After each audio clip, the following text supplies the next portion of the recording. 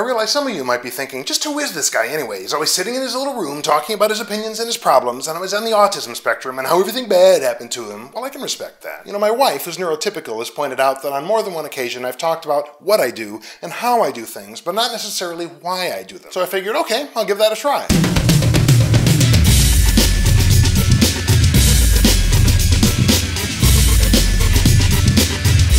Hello friends, welcome to Mr. Snayl's Wild Ride. I am Mr. Snayl and the wild ride is my life so far. My friend Dante is here. He's an introvert, so we have that common frame of reference, and he's prone to depression, as I am, but he's neurotypical. So while we have several things in common, there's this core underpinning that's very different too. During this visit, he had a number of questions for me about what life is like on the autism spectrum, and we got to talking and thought maybe some of those answers might be of interest to you guys. So we figured we'd record it. To borrow from Mark Maron, it would be a bit of, who do I think I am? But also, who do I think I am? This week's episode is going to be what I like to call a peek under the shell.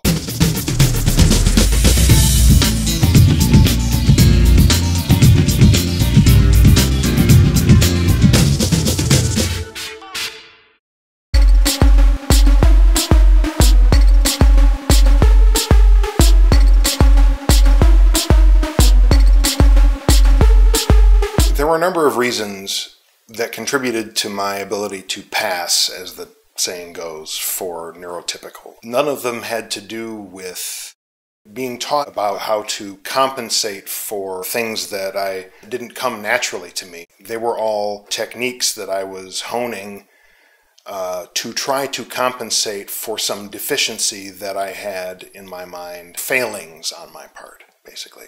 Everybody else can X, why can't I X? What's wrong with me that I can't? Whatever it is. So it was a lot of work. Being able to pass is, can have its advantages, but that only genuinely benefits everybody else.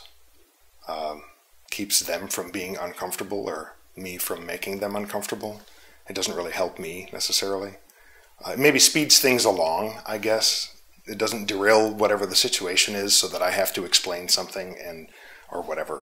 If I had been diagnosed sooner, I can't help but think that I might have received external guidance and counseling sooner that would have made my life easier in general and helped me to not be so hard on myself all the time about the things that I was having trouble with. I've never really thought about this before, but I think in general it hasn't really served me personally.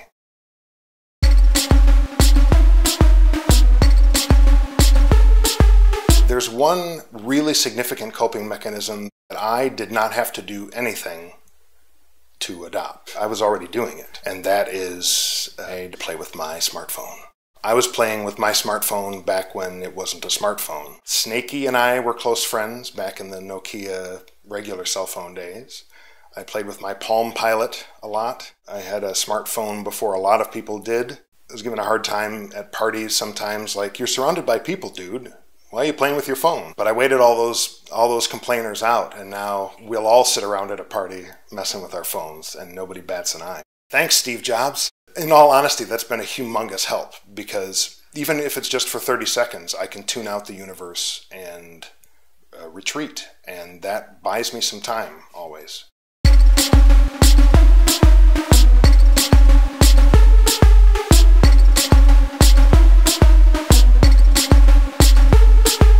Even if it's just for the day, if there's any sort of significant distance or time in the car, I make sure that I have my music and snacks and an array of beverages and my medication and more options than I need in all of those areas, just in case. Because stuff happens. Because I've been in situations where it took longer, or I needed more than one medication, or our cars have a ridiculous array of stocked items about which I am obsessive in terms of maintaining. Certain basic hand tools, painkillers, band-aids, my main medications, gloves, chewing gum, anti-diarrheal pills, Tums, napkins, earplugs, insect repellent, Benadryl, wet naps, paper, pens, chargers, and cables for phones and computers of all varieties, sunblock, and lip balm. My wife contributes to the pile too. It's not all me. She likes to collect salt packets, did I say napkins and straws, and money, like bills. I organize this stuff periodically because she's sort of just throws it in the console kind of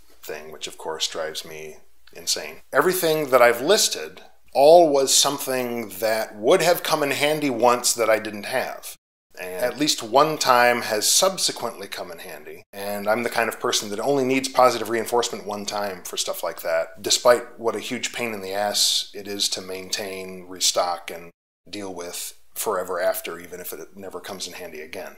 And it's all just about not wanting to deal with surprises. It's really just all about control, about trying to control. I can't control the outside world. Because of how I'm wired, that's that whole like randomness and chaos and trying to deal with that stuff is really traumatic. So I do the best that I can within reason, and sometimes outside of reason, to control what I can control. It takes a lot of energy and time, and when I could be enjoying other things, but well, that was interesting. Was that interesting? Let me know in the comments below, and maybe we'll do something like this again. And if you have any questions, now or in the future, or if there's anything you want to know, just hit me up on my social media or send me an email. Otherwise, please like this video and subscribe, and I'll see you next time. I figure some of you might be thinking, just who is this guy anyway? He's always... my wife, who's neurotypical, has pointed out more than once that I talk a lot about why I do things. So I figure some of you might be thinking, so who is the deputy here? My friend Dante is visiting, and yeah, that's great. And we got to talking and thought maybe we should... So while he was during this visit, and he's prone to depression, so we share that. Damn it. My wife is on... But I talk a lot about what I do things and what I do things.